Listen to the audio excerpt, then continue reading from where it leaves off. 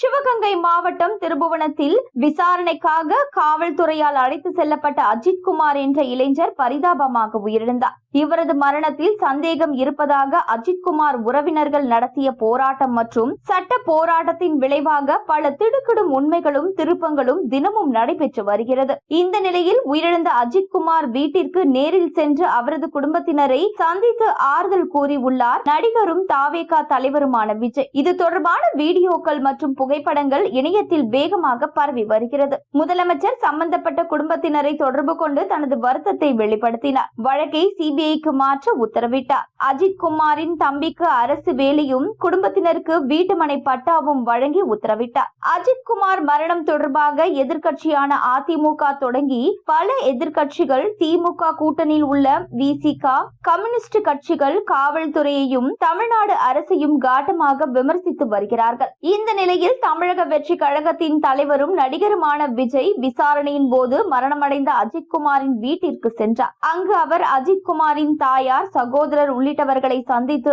ஆறுதல் கூறினார். விஜய் இந்த விஷயத்தை மிகப்பெரிய பிரச்சனையாக மாற்றக்கூடும் எனவும் பேசி வருகிறார்கள். குறிப்பாக தேர்தல் வருகையால் இந்த விஷயம் தொடர்பான காட்டமான விமர்சனங்களை முன்வைக்கலாம் எனவும் கூறப்படுகிறது.